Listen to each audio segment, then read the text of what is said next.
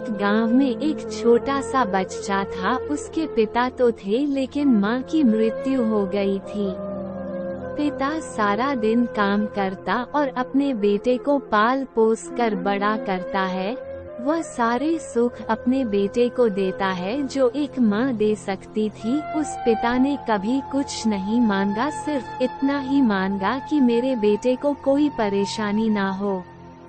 दिन बीतते गए, बेटा पढ़ लिख कर अच्छा नौकरी भी करने लगता है और वह शहर में रहने लगता है।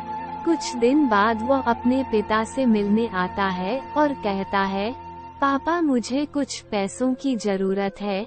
मैं चाहता हूँ कि शहर में ही जमीन लेकर अपना घर बना लूँ। पिता इस बात को सुनकर बहुत खुश होते हैं।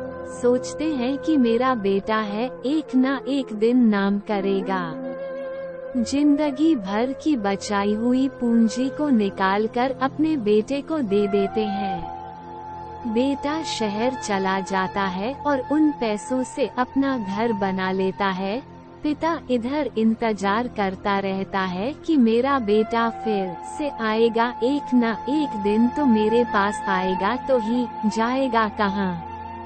उसके पास अब कोई नहीं जाता था, क्योंकि ना ही अब उस पिता के पास पैसे थे और ना ही रहने का जगह था। कुछ दिन बाद बेटा फिर लौटकर आता है और अपने पिता से कहता है, पापा अब आप दादाजी बनने वाले हैं। पिता को बहुत खुशी होती है। इस बात को सुनकर वह कहते हैं, तू मुझे मेरी बहू और पोता से कब मिलाएगा। बेटा कहता है, बस पापा थोड़े दिन और।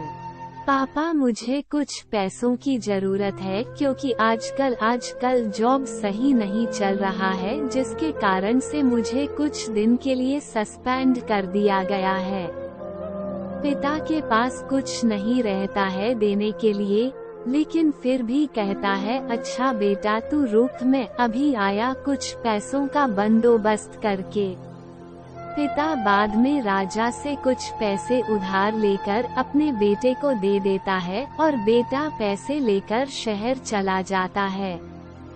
कई वर्ष गुजर जाते हैं। पिता सोचते हैं कि मैं तो अब दादाजी बन गया हूँ। मेरा बेटा पता नहीं मेरे पोते को लेकर कब आएगा। फिर सोचने लगते हैं, समय नहीं मिलता होगा, इसलिए मेरा बेटा अभी तक आया नहीं, वरना आया जरूर होता। तब तक राजा 7-8 आदमी को लेकर उस पिता के घर पर आता है और कहता है कि आपके वादे के मुताबिक मैं पूरे 7 महीने बाद आया हूँ। तुमने हमारा पैसा वापस अभी तक नहीं किए, क्यों? पिता कहते हैं, मेरे पास पैसे नहीं है देने के लिए। राजा कहता है, जब पैसे देने नहीं थे तो आपने मुझसे उधार क्यों लिया? तभी पिता कहते हैं, ठीक है रुको, मैं तुम्हारे लिए पैसों का बंदोबस्त करके आता हूँ।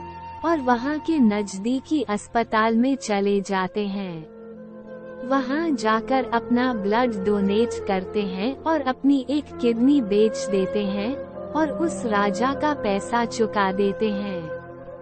किडनी बेचने के बाद उनकी स्थिति और भी खराब हो जाती है और वो उस राह में जी रहे होते हैं कि मेरा बेटा एक दिन आएगा जरूर। इस आस में जीते जीते एक दिन पिता की मृत्यु हो जाती है, परंतु उस बेटे को अपने पिता को आग देना भी नसीब नहीं हुआ। भगवान ऐसा बेटा किसी को ना दे जो अपने पिता के दुख सुख में काम में ना आए। ऐसे पुत्र होना बेकार है।